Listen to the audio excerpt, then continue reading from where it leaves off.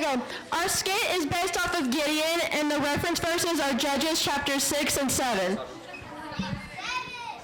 Welcome, folks, to our game you have all been waiting for. Here's your host, I am Denver. And your favorite, Caleb. We are your broadcasters.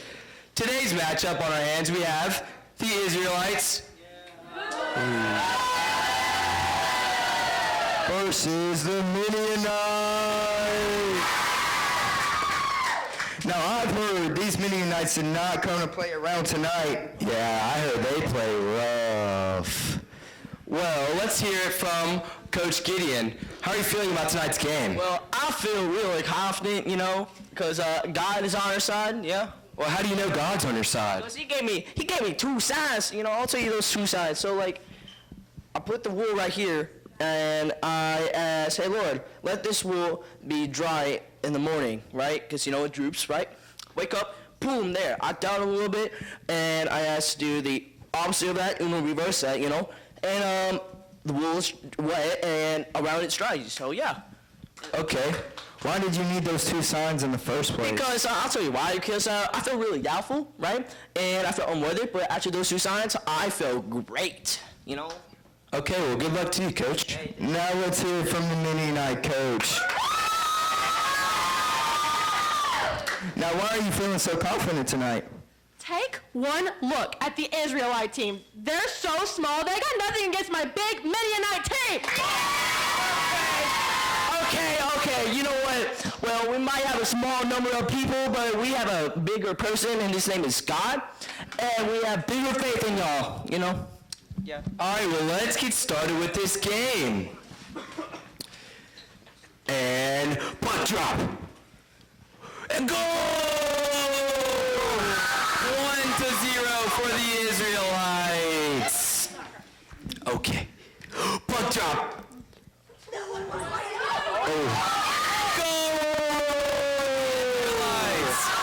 And that is game over. Israelites 2 and the Midianites 0. Coach Gideon, how did y'all know y'all were going to win tonight? Okay, I'll tell you why. Because, one, no teamwork. They kept arguing, and yeah. Well, good job to y'all, Coach, and good luck. Also, I said 41:10, it says, don't be afraid, for he is with me.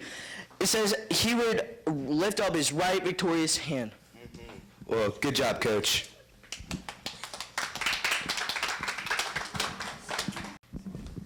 Here, Coach, this is your prize jersey.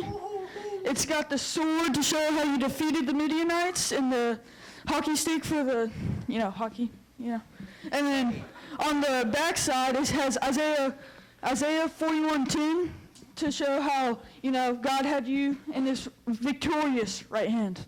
Good job, Coach. Hey, thank you very much. Thank you. Well, that's it for today. Thank you. Breaking news, a strange man named Noah is building a huge boat in the desert. Let's go and get some live interviews from the site. Hello, sir. Why are you building this boat? There isn't water for hundreds of miles. The Lord spoke to me, and I commanded I build this ark. This world is full of violence and hate. God will stop this through a great flood. Yeah, right. Let's interview the neighbors and hear their opinions. How do you feel about Noah building this ark? I think this guy's crazy. He's ruining the neighborhood. I'm wondering when this flood's going to come. Well said. Now, you, the viewers, do you think this man is utterly insane or a true prophet? Now to Noah's lovely family.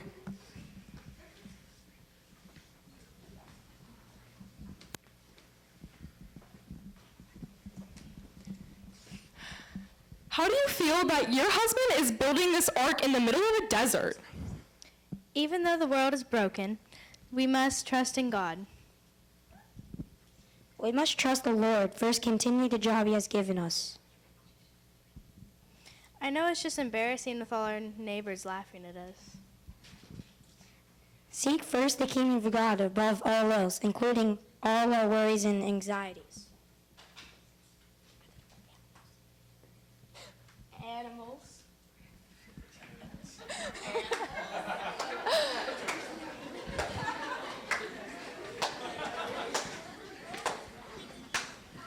Now the madman is putting animals in the boat. 7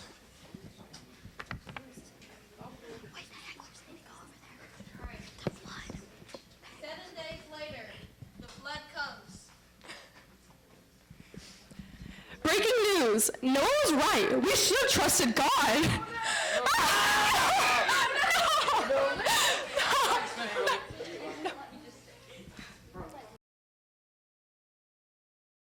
Okay, guys, y'all ready? We're coming into this game as the underdogs. Okay, we got this. You don't have to worry. We got this. All right, curling on me, curling on C. 1, 2, 3, go!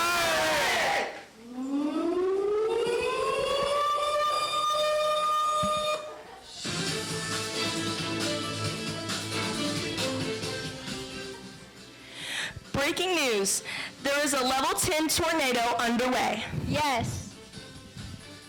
Yes, this storm is intense with wild winds we've never seen before. People of Shreveport, are you listening? Evacuate immediately. There's no hope. What? Yes, there is. What do you mean? Have you ever heard of Moses? No, who's that? Oh, let me tell you. There once was a man named Moses. Everybody run, the Egyptians are chasing us. Look, there's a river! We're stuck! Moses, what do we do? There's no hope! Fear not, and stand firm. For the Egyptians we know today, we will not know tomorrow. God will fight for us. Moses, why do you cry to me?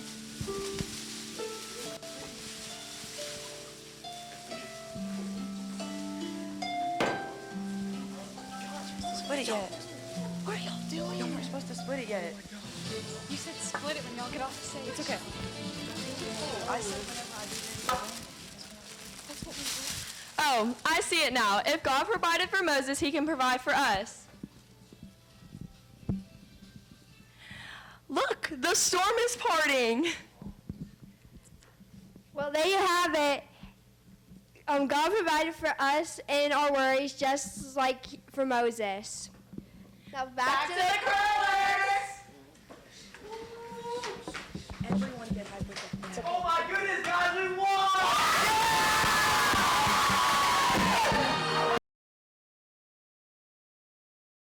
We're live!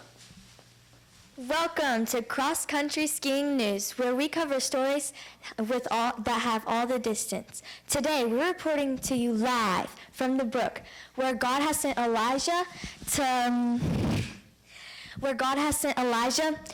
to trust him, but not only Elijah, all of us.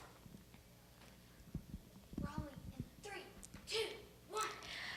Elijah has just given King Ahab the message of the drought. What will happen next? Elijah, go to the brook, drink from the brook, and I have commanded the ravens to feed you there. Elijah, don't worry. I've provided fresh water for you. God take care of you. Thank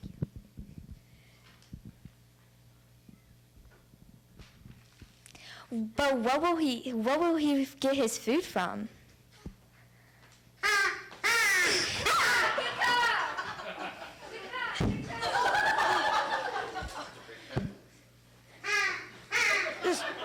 This food, but no food and no rain. But the Lord has provided me with food, so as long as I trust in Him, everything will be okay. Cross Country Skiing News, our message to you, God will provide you, so don't worry. Even if you're going through a rough trail, running a race, or facing any hard challenge, just know that God will always be there for you. In Matthew 25 through 34, this is your reporter, Kinley McCollum, signing out.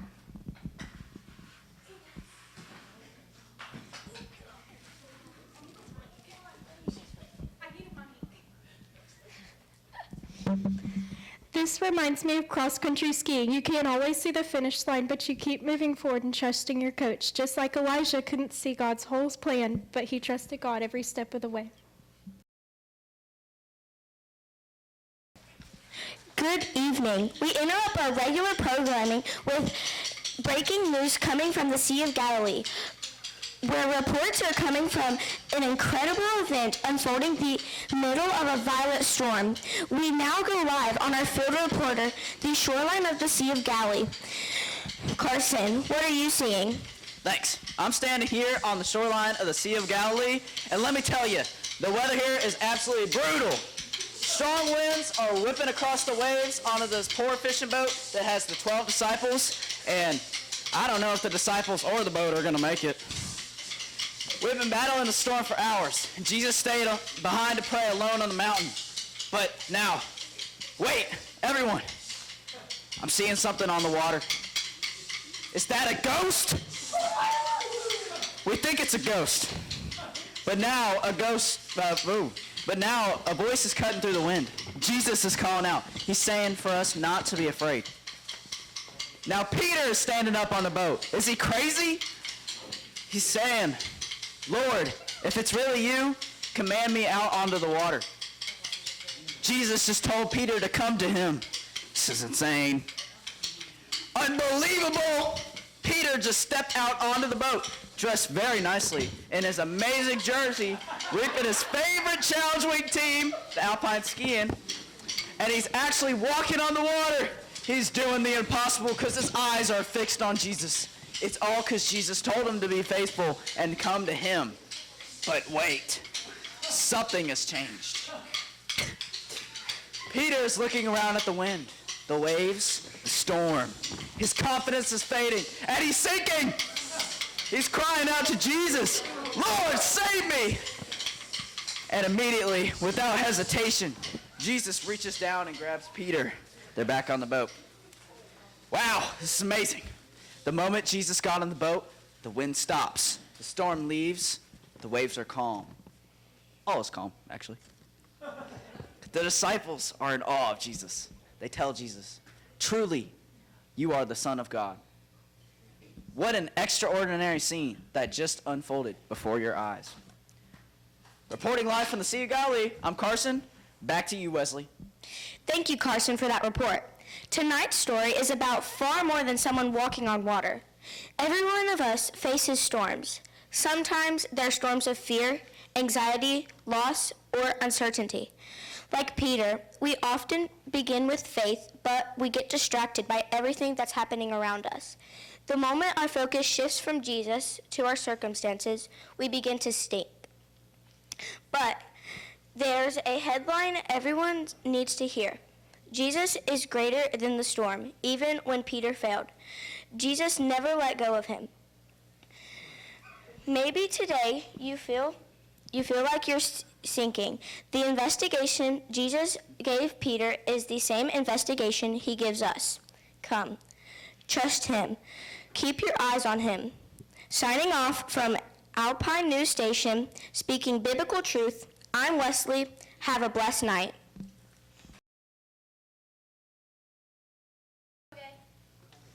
Reporting live from Challenge Week News, breaking news. Nordic Combined has been eliminated from the Olympics. One last tribute to their jersey. Woo! Let's get it.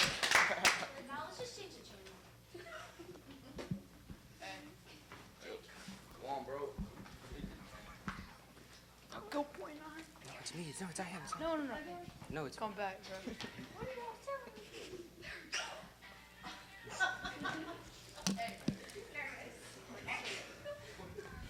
Welcome back to Mary Before the Manger. Hi, I'm Joseph. How did you feel whenever you found out that your fiancée Mary was pregnant with the Messiah? When Mary told me she was pregnant, I thought she was lying. It was just so insane. And I thought she cheated on me. I was just so worried for her, and I was just hoping that Jesus could guide her and her baby. Thank you. Thank you, Joseph. Who's next?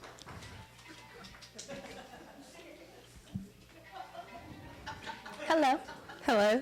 Welcome to Mary Before the Thank you. The Manger. I'm Introduce Elizabeth. yourself. Hi, Elizabeth. How did you feel whenever Mary told you that she's pregnant? I was so stunned to think that my family could have cheated because that's not like us, but found out that it was by the Messiah, and I felt very happy for her, and I knew Jesus would lead her, and I felt my baby jump with joy. Thank you, Mary. Or you're not Mary. What's your name? Thank you, Elizabeth. Hello, Zachariah. What?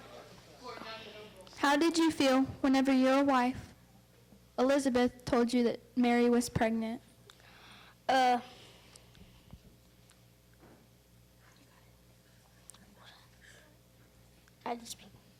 Mary isn't married. Her baby, she told me her baby would lead the way for Jesus. I doubted and was worried. And I went mute. Thank you. And now for the star of the show, Mary.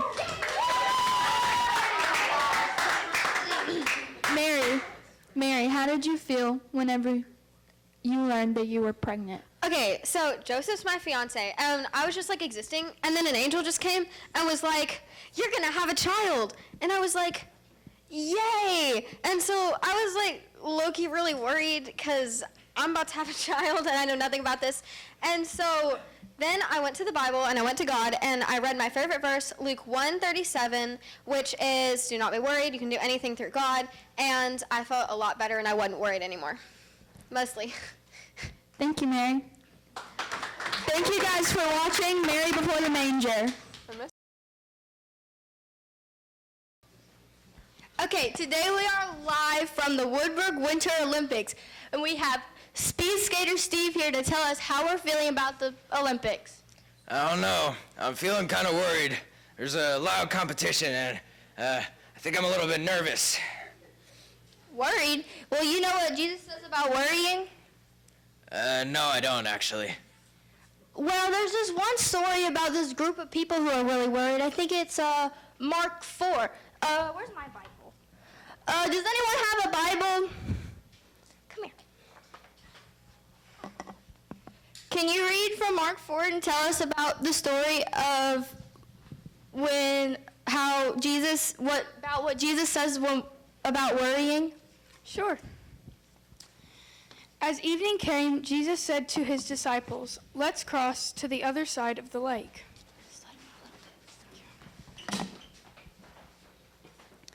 He was already in the boat, so they started out, leaving the crowds behind, although other boats followed.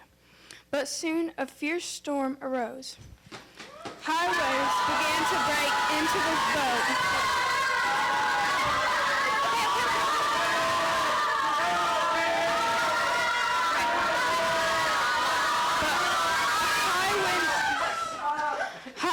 Began to break into the boat until it was nearly full of water. Jesus was sleeping at the back of the boat with his head on a cushion. Frantically, they woke him up, shouting, "Teacher!" When he woke up, he rebuked the wind and said to the water, "Quiet down." What? Suddenly, the wind stopped, and there was a great calm. And he asked them, "Why are you so afraid? Do you not have faith in me?"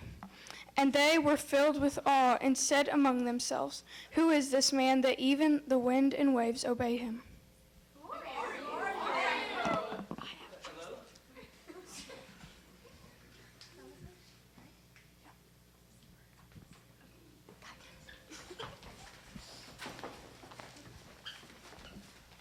How did that story make you feel, Steve? It made me feel a lot better. I'm not as nervous anymore. Maybe I just need to trust in the Lord and chill out. Well, that's all for today, folks. Thanks for listening in. Coming up next, we got this big old guy with a stick who parts the sea. How do you do that? I don't know. Stay tuned. We have been covering the story of Elijah up until this point. For those who haven't been with us, let me fill you in. Israel has gone through a terrible drought because they had abandoned the one true God. The king Ahab blamed Elijah for the famine, but Elijah was determined to prove that there was only one God. Today, from various sources, we have heard that all the people of Israel are meeting at Mount Carmel for the showdown of the gods. Now to Jim, our on-site reporter. I'm standing with the people at Mount Carmel. Elijah, the last prophet of God, just told Baal's servants to make an offering, but not to light it. The deal is, whichever God sets the altar on fire is the one true God.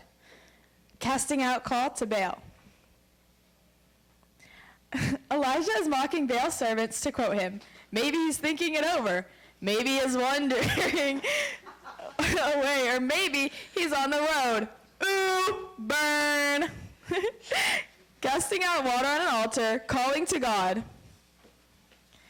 This guy is crazy. Elijah just told them to drench the altar. No way this thing is gonna light.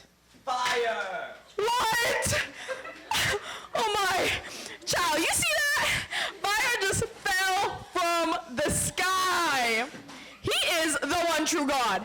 Quick report from the Storts division. How about that yellow and gold bobsleigh team? I mean, they can really rock it at that Winter Olympics.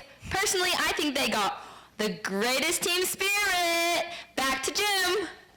While you were gone, the servants of Baal were killed, and now Queen Jezebel is really mad. Oh goodness. She just ordered that Elijah be executed on sight? But where did Elijah go? We followed Elijah to the wilderness, and right now it looks like he's really questioning what he did and what he's going to do next. The angel of the Lord just gave Elijah some food, and he's back on his way. Okay, now we're at Mount Horeb. There seems to be a storm. Whoa, that mountaintop just blew away, quite literally by the wind. Oh, now there's an earthquake. Oh my goodness. More fire. Do you hear that? It's such a small whisper. Do you think that's God? Elijah is covering his face, and he seems okay again. I mean, what a day. Back to the studio. Elijah must have had a lot of faith, because even though he did what God told him to, it wasn't like he could go make sure that God would light the altar or that God would protect him from Jezebel. That reminds me of Matthew 6:25-34, which reminds us not to worry but trust God always. Well, folks, we're here in Jerusalem for the Olympics with the disciples skiing to the tomb. Alrighty, let's head to the camera to check out the race. To you, Bob. Yes, sir. Really cold. Uh-oh, here come the disciples! Looks like the two Marys are in the lead. Dang, looks like those moves would intimidate David. Uh-oh. Oh. This doesn't look good. Well, here comes Peter and John.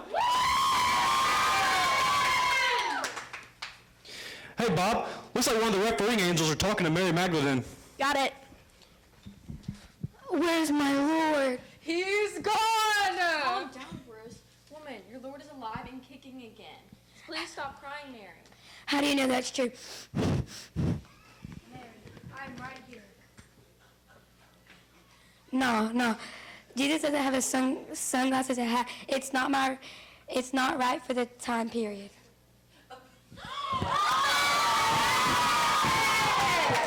My goodness, looks like Team Jesus got their star player back in the game. I don't think the enemy was ready for that. Absolutely not. Knowing that my God is powerful enough to raise himself from the dead, I'm not worrying about anything. Well, you heard it here, folks. My name is Melvin. And I'm Amos. So have a good night and chill out, sports fans.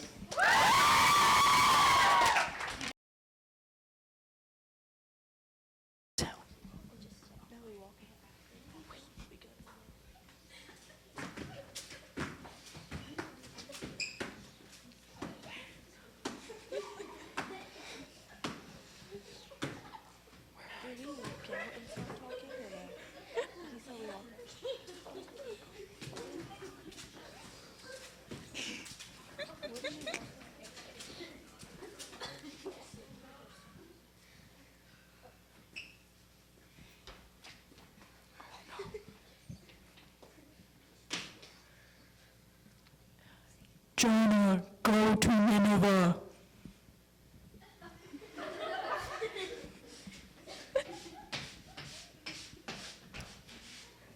Hello, Brookwood Baptist Olympics. We're your hosts, Adley Kate And Audrey.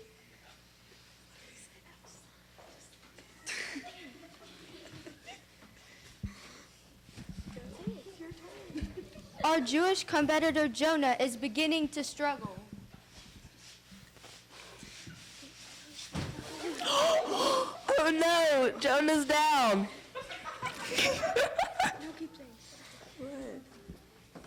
And our Jewish competitor has fallen. Where did she go?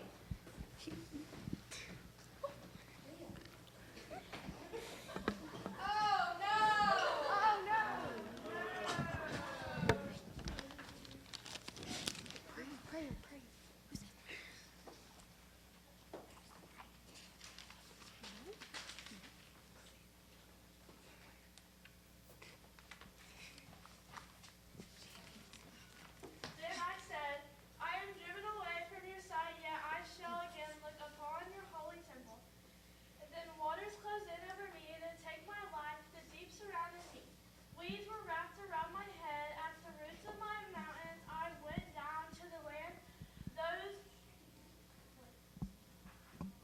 the land whose bar closed upon me forever, yet you brought up my life from the pit, O Lord, my God. When my life was fainting away, I remembered the Lord, and my prayer came to you, into your holy temple. Those who pay regard to vain idols forsake their hope of the steadfast love, but I, with the vince thanksgiving, will sacrifice to you.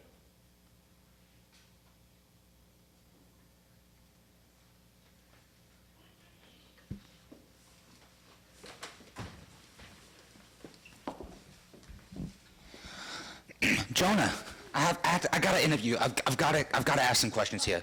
Like, how was it being in that whale? Oh, it was really scary, but I know that God could protect me, and that if I just prayed to him, that he would protect me. Oh, good answer. And why didn't you go to Nineveh? At that time, I didn't trust God, but now that I know that he's my Lord and Savior, I can trust him with all my heart. And why do you trust God so much, Jonah? Because he's our Father, and he can be trusted always. Thank you for your time.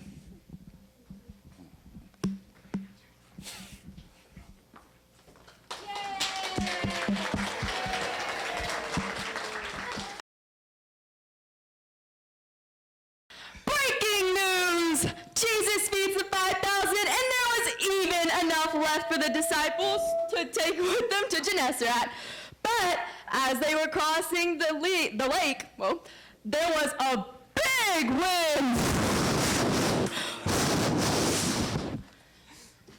Is that a ghost? Great, take courage. I am here. If you're really God, let me walk on the water to you. Yes, come. Oh my gosh! Save me. You have such little faith. Why did you doubt me? Oh my God! Oh, you really are the Son of God.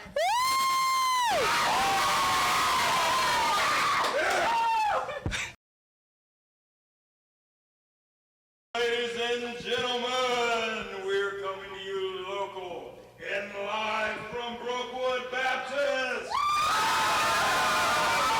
Today, we're observing the spectacular, the awesome, the exciting sport of skeleton. Yes, indeed. We are here with Team Drybones and Team Death.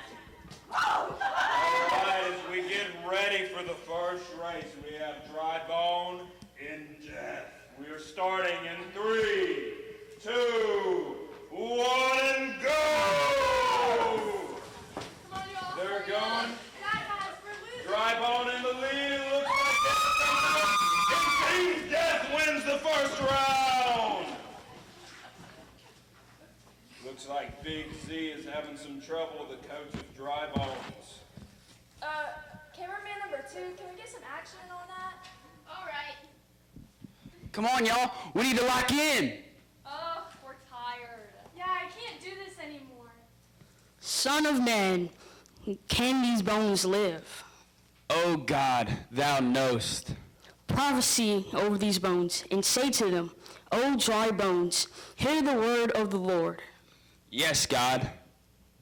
O dry bones, hear the word of the Lord. Prophesy to the breath, prophesy, son of man, and say to the breath, thus says the Lord, come from the four winds, O breath, and breathe. Thus says the Lord, come from the four winds, O breath, and breathe. Son of man, these bones are the whole house of Israel. Behold, they say, our bones are dried up, and our hope is lost. We are indeed cut off. Okay, I'm ready. Yes, let's go. All right, as the sledders get back to the starting line for round 2. We have 1 point for Team Death and 0 for Dry Bones. Dry Bones has to win this to stay in. Are y'all ready? Yes. All right, it looks like they're ready to go for round 2. All right, ready, set, and go! They're heading downhill fast. And look at it, they're neck and neck. Who's it gonna be? It looks like Dry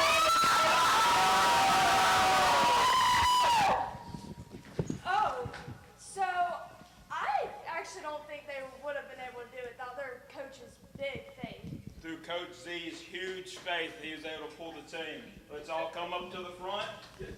Thank you for tuning in to Brookwood Baptist to watch the sport. Skeleton!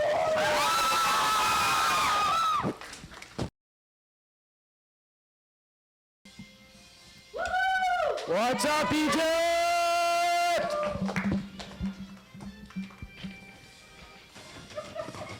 Welcome to the PSN News. Today, we have breaking news. Today, Moses and the Israelites are escaping Egypt, but Pharaoh and the Egyptians are hot on their trail. Can they make it out alive? What time will only tell. What are we going to do? Moses. Moses, we're never going to make it. Jesus isn't going to answer our prayers. Give me a minute, okay? Let's pray about this. Okay. Seems to be praying. I'm going to get you, Moses. Count your days. I'm going to get you. He's skiing. I need my water, okay? I need my laces. He just split the Red Sea. Oh my gosh. They're skiing. They ski jumped the pink sea. Oh! It appears Pharaoh's army has failed to make the jump and are now drowning.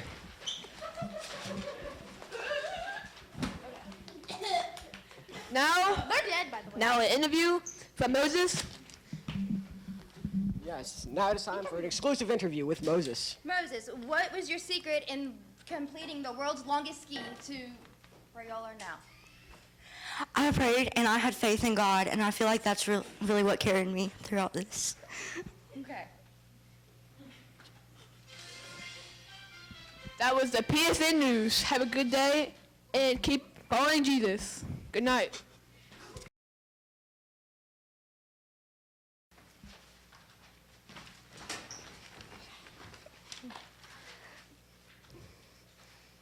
Welcome to the first ever live broadcast of Veggie Tales, Veggie Tales, Veggie Tales, Veggie Tales.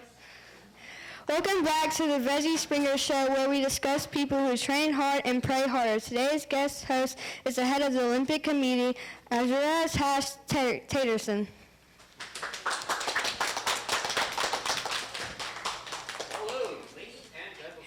Today, we are discussing the recent controversy in the sports world. The Queen of Luge has been dethroned. She'll be caught for using genetically modified substances as a whole parade. And with the state of the head runners, or sledders, who defeated the crown last night, please give a warm welcome to Haman, Mordecai, and Esther.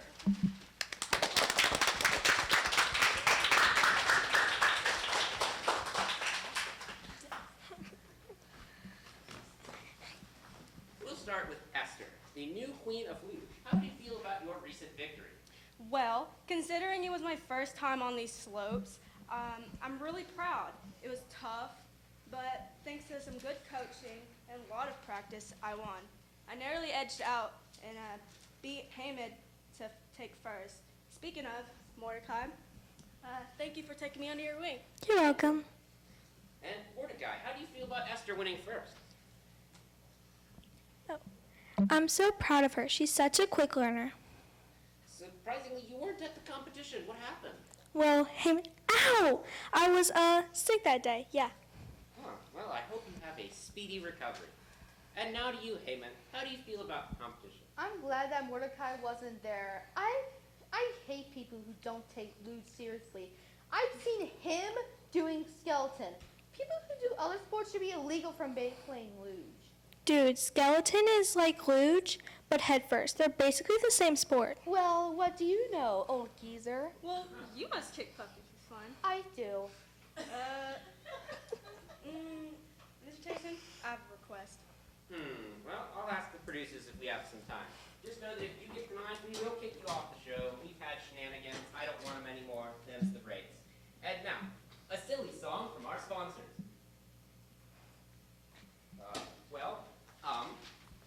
Our producers just told me that we don't have the time budget anymore for the silly song because we've decided to take your request. What do you want, Esther? Well, I like Heyman for coming. Oh, okay. Heyman, all right. Got anything else? Sure. I like Mordecai for coming. Mordecai, okay. You got anybody else you want to thank, or? Yes, I like to thank you for coming because I have an announcement. Heyman has been banning people from the luge track, and he should be deserved to be removed from all games. Is that true? Yes. I've been banning other people who play other sports. Why does that matter? It's not like Esther does other sports or anything. Well, I hate to tell you, but Esther is a skeleton player. You traitor! I'm leaving. This won't be the last you hear of me. But it will be. Because I'm banning you from further sports. Exit either way. Whatever.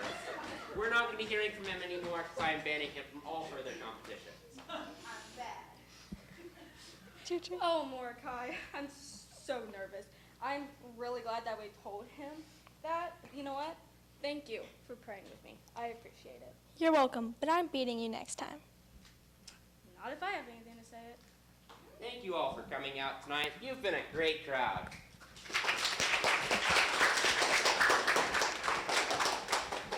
Fun fact, the name of God is not mentioned in the whole book of Esther, but it is heavenly implied that he is there through both Esther and Mordecai's prayers. And it's a symbol that God is there even when you can't see him.